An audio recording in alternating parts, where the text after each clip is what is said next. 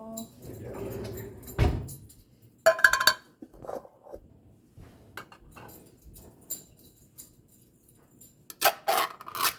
Watching the history of meatloaf.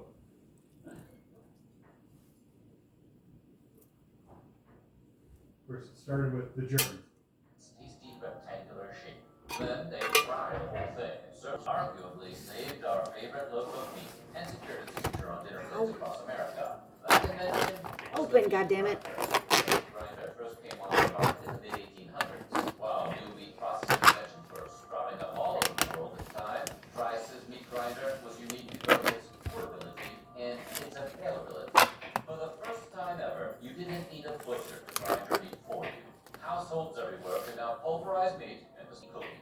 As the 19th century turned into the 20th, meat became more abundant, and meatloaf became more abundant with it. Several innovations of the Industrial Revolution led to this increase in available loaf beef. The invention of barbed wire kept cattle from roaming wherever they wanted. Meanwhile, refrigerated rail cars allowed meat to be shipped across the entire country further than ever before. And finally, this period saw the creation of America's first industrial meatpacking plants, which would become the biggest industry in the country by 1900. But even with a historic availability of meat leading to a greater number of meatloaves being eaten, it wasn't until the country took a turn for the worse that meatloaf became an American culinary tradition.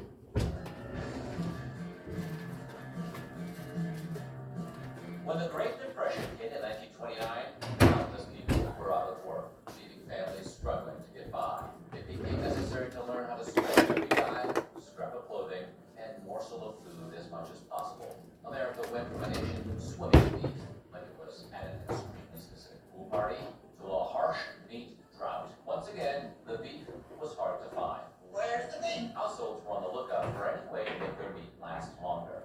And when hungry people cry out for help, meatloaf answers the call. A smushed up hunk of beefy leftovers turned out to be the perfect food for feeding a family on the cheap, and people began experimenting with the recipe, adding in bread, crackers, oats, cereal, tapioca, basically any grains they could find, just to make their loaves a little more filling. But stuffing in all that starch dries the meat out. So households countered that problem by adding in condiments to make their loaves more moist. Popular flavor-improving additives included Get mustard, out of the kitchen. and even canned soup, which is effectively just garnishing your meal with another meal.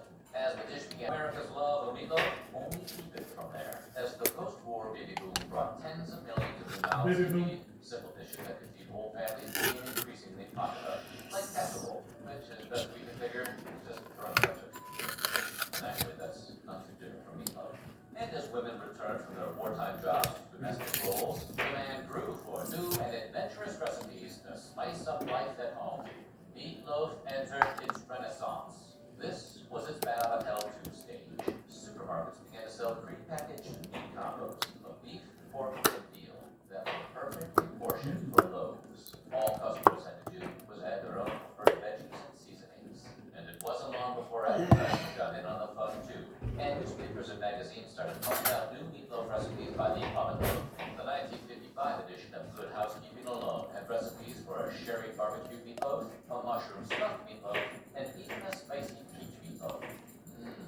Can't wait to dig that as the tea. Likewise, the 1958 cookbook, 365 Ways to Cook Hamburger, had a whopping 70 different recipes for meatloaf, including one that called for banana and one that called for peaches filled with ketchup.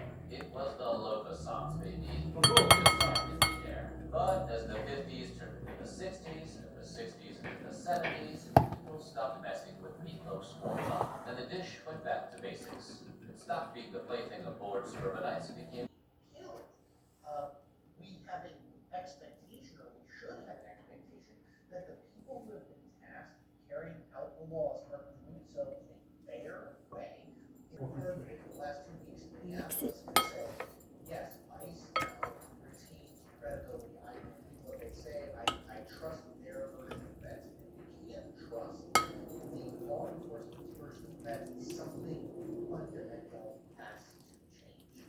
You cannot have groups out there who are operating, as I said, this is not acceptable. And as I said, something needs to change. What worries me is that Donald Trump is not the guy to say, you know what, this is not going how we want it to go. We're going to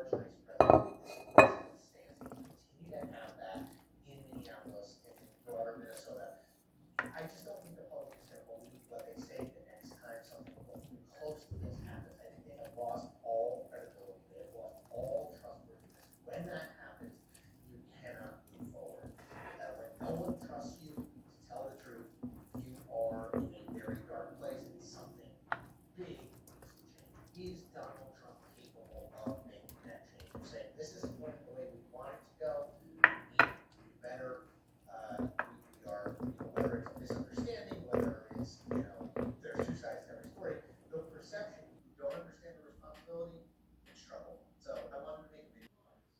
Hey guys, welcome back to another video. I know this is very late to be saying that, but I just wanted to record this section to say I'm sorry for the big gap of just nothing that happens at some point earlier in this video. I thought I had pressed pause on my recording and it turns out I didn't, and it was still recording. So you're probably going to hear a video that my parents were watching in the background. You're probably going to be hearing me searching for the mayonnaise because I didn't know where it was. And you're also probably going to be hearing me talking to our dog. So, and I don't know how to edit that out. I am not very tech savvy. I'm really literally just recording all of these videos on my phone, just pausing recording whenever I need to do something off camera. So yeah, sorry about that. But yeah, there's still going to be more coming in this video. I'm not done with cooking yet, but I just wanted to pop in and say sorry about that big gap of just nothingness in the kitchen. Anyways, okay, bye. Yeah, I like that. Also, how cool is this mug? Perfect for all. Your own.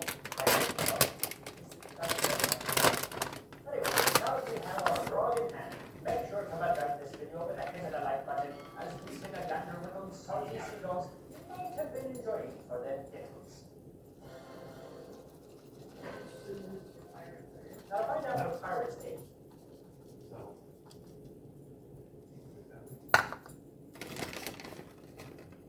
Cheese tax.